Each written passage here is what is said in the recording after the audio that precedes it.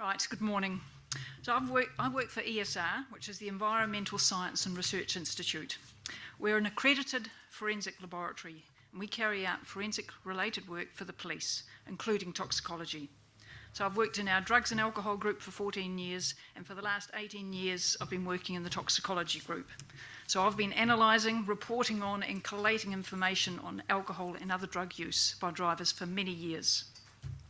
I have in my time analysed tens of thousands of blood samples for alcohol, those taken from the drunk drivers, and I still sign out the blood alcohol certificates. When there was funding available from the police, I completed a comprehensive study on alcohol and other drug use by drivers killed as a result of a motor vehicle crash, and that covered the time period 2004 to 2009. Now, in 2009, you heard this morning, legislation was introduced to help the police deal with drivers impaired by drugs other than alcohol. Now, this was paired with an education campaign, including TV commercials. Has anything changed since 2009? Since there should be an increased awareness that drugs other than alcohol may affect driving. Wrong way. That way, okay. So how do we gather information on drug use by drivers? We have limited and likely biased sources. At ESR, we analyse blood taken from drivers. So our laboratory analyses Land Transport Act samples, so that's drivers stopped by the police, either at a checkpoint or due to observed poor driving, and for the Coroner's Act, which of course deals with dead drivers. So we're sent blood samples by the pathologists. We might be asked to analyse alcohol or other drugs in the samples taken from drivers, passengers, cyclists or pedestrians. Could they have been affected at the time of their crash? So our laboratory analyses these land transport samples and coronial samples for the whole of the country. So we're the only laboratory in New Zealand testing these blood samples for the police and the coroners. Now, if we look at the blood samples taken from living people under the Land Transport Act. First, let's consider the hospitalised drivers. Drivers in the hospital as a result of a crash. Of the 6,000 odd samples we get to analyse each year from these drivers, about 1,500 come from hospitalised drivers. So clearly these numbers show we don't get samples from all hospitalised drivers. I'm sure a lot more than 1,500 drivers are hospitalised each year.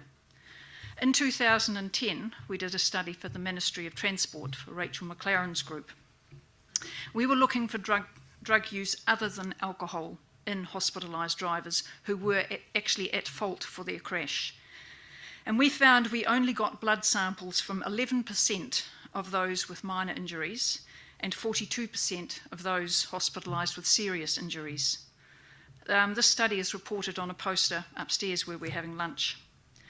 Now, of the injured drivers that we do get blood from, the vast majority are only tested for alcohol. A lot of these hospitalised drivers have no alcohol in their blood, but only a very small proportion are tested for drugs. But that said, the proportion is increasing each year. Since the impaired drivers legislation was enacted in 2009, we've tested 175 hospitalised drivers for drug use. 68 of them had methamphetamine, so that's 39%. So for the other blood samples taken under the Land Transport Act, they're from drivers stopped at a checkpoint or stopped due to poor driving. We've got the drunk drivers, those who failed the breath alcohol test and chose to have a blood sample taken. Now, I don't know how many are actually tested and failed each year. I've heard something in the order of 30,000. So we might be getting blood samples from round about a fifth, at the most, of the drunk driving population. Are these drunk drivers using other drugs as well as alcohol? Back in 2004, we looked at 2,000 of these samples.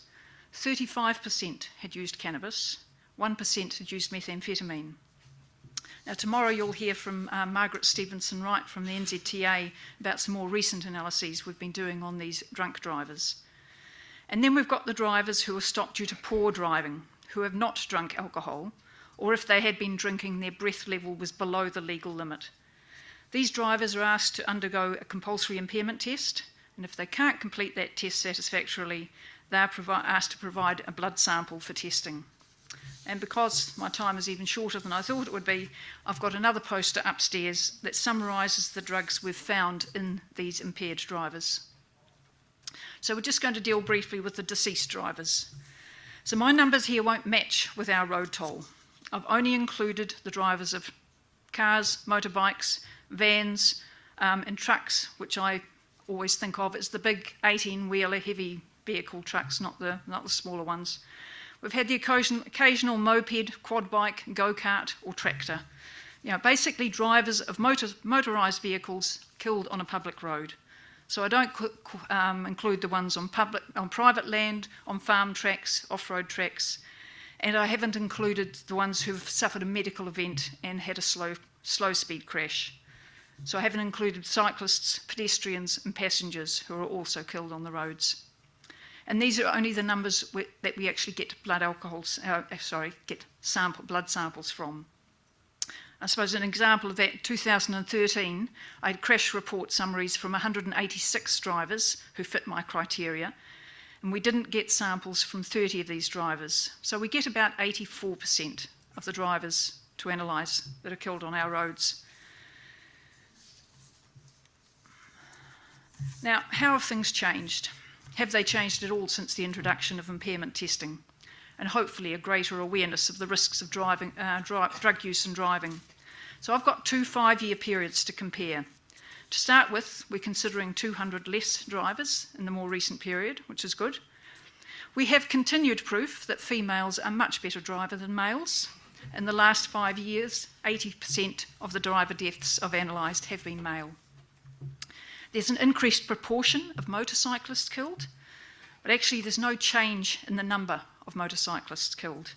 174 for the first time period, 173 for the second time period. Motorbikes don't get any safer to ride. Now, does this decrease in car deaths reflect maybe a more modern fleet on the road, perhaps safer vehicles? The first time period, there were more deaths following multiple vehicle crashes. In the second time period, we've got the same proportion of single vehicle crashes and multiple vehicle crashes. Now, part of the increased proportion of the single vehicle crashes seems to lie with the motorcyclists.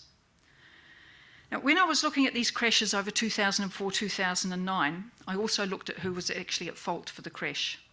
And I found that 80% of the drivers who died in the crash were actually at fault for their crash. Now, it would be, of course, very rare for a single vehicle crash driver not to be at fault. But with the multiple vehicle crashes, it's not always the driver at fault who's killed. Most often, the drivers not at fault were the motorcyclists. Often cars, trucks, just not seeing them, pulling out in front of them, turning in front of them. Now, when the other vehicle involved in the crash is a truck, again, the big 18-wheeler logging truck type things, drivers of cars and motorbikes don't have much of a chance for survival. But how many of these truck drivers are actually tested for alcohol or drug use? And actually, what proportion of surviving drivers involved in a fatal crash get tested for anything, alcohol or drug use? Now, I've got this information for the 2004-2009 time period. There were 586 multiple vehicle crashes. In 31 of these crashes, both drivers died. We got blood samples from both of the drivers in all but 5 of these crashes. 145 crashes, the surviving driver had a blood sample taken for testing. All were tested for alcohol, but only 9 were tested to see if they'd used another drug. So we've got 395 drivers surviving a crash where another driver died, no blood being taken for analysis. They may have been breath tested, I don't know. And of these 395 surviving drivers, 90 were actually at fault. They caused the crash, and we've got no idea whether they might have used alcohol or other drugs. Now let's look at the alcohol use of these deceased drivers. Have there been any improvements over the 2 5-year periods? No. We've still got 33% of the drivers have used some alcohol. The average alcohol level found in drivers was of 155 milligrams per 100 millilitres over both time periods. I was quite surprised the average was exactly the same. Now, we've got different legal alcohol limits for the different age groups, and this limit has changed over this time period, dropping to 0 for the under 20-year-olds. But if I ignore the ages of the drivers, and I just look at the numbers of drivers with alcohol levels greater than 50, that's going to be our legal limit from December. 2004 to 2009, we had 344 drivers who'd used alcohol. 85% of these were above 50. In 2009-2014, we've got 283 drivers using alcohol. 86% of these drivers were above what's going to be our new legal limit of 50. So there's been no obvious improvement over a 10-year period. It will be interesting to see if this changes in the next 5 years with the lower alcohol limit. You know, have we reached a plateau in getting to these drinking drivers? So 33% over the last 10 years. We did a small study back in 1995 and 1997, and 41% of our deceased drivers had used alcohol then.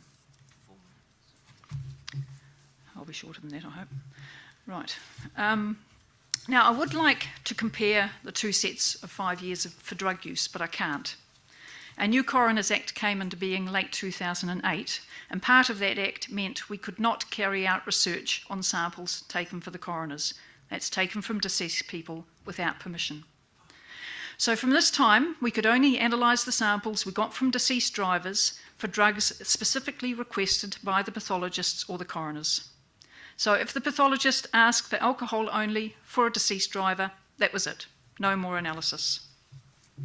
So from 2009 to late 2012, a request for drugs of abuse meant we were limited to analysis for cannabis, methamphetamine, a few opiates like codeine and morphine, and a few of the sedatives, the benzodiazepines. And we occasionally did cocaine, but we have never found cocaine in a living or dead driver in New Zealand yet. I know that's very strange, but we just don't see it.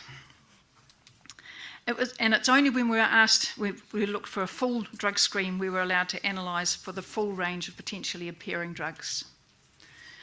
So we don't have complete knowledge of what drugs were used by drivers killed in crashes over this 5-year period. We always analyse the samples for alcohol.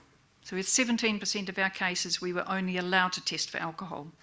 The requests for drugs of abuse, the restricted analysis, that was 40% of our cases.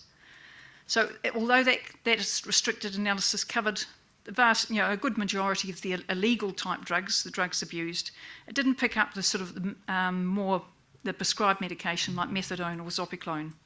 But since the end of 2012, we've got a new machine to analyse our samples, and it can detect just about all of the drugs we would be concerned about in relation to impaired driving in a single analysis. It can't test for alcohol and it can't test for cannabis. But so if a pathologist asks for alcohol only or cannabis, that's all we can do. But if they ask for other drugs, we'll be testing for the lot because it's done by a single analysis. So the results for the last 5 years have to be underestimates. By how much, we don't know. It doesn't appear to be any reduction in drug use on the part of this part of the driving population. We've got high levels of cannabis use. It's not just confined to the deceased drivers, 30% in deceased drivers from 2004 to 2009, 27% in the following years. Hospitalised drivers in 2010, 24% cannabis. Drunk drivers in 2004, 35%. Now, we can't use impaired drivers who fail the compulsory impairment test for comparison because this is a very, very biased part of the population. Over 64% of these drivers had used cannabis. And same with methamphetamine, 19% of impaired drivers have been found to have used this drug. Now, the population using potentially impairing medication is also very similar over this period, around about the 10%, but that's got to be an underestimate. So how can we get a clear idea of drug use by drivers? We either don't get the samples or we're not allowed to analyse the samples we do get. We may get blood samples from about 20% of drivers who've been drinking. We may get 10 to 15% of those with a minor injury or 40 to 50% of those with a major injury in hospital. and we usually only test them for alcohol. Should we be testing all drivers involved in serious or fatal crashes, hospitalised or not, for drugs other than alcohol? I know drug testing is not cheap. It's not a simple analysis like alcohol, but cannabis use in New Zealand is very high. Methamphetamine's definitely out there, as well as a vast range of potentially impairing prescription medication. Thank you.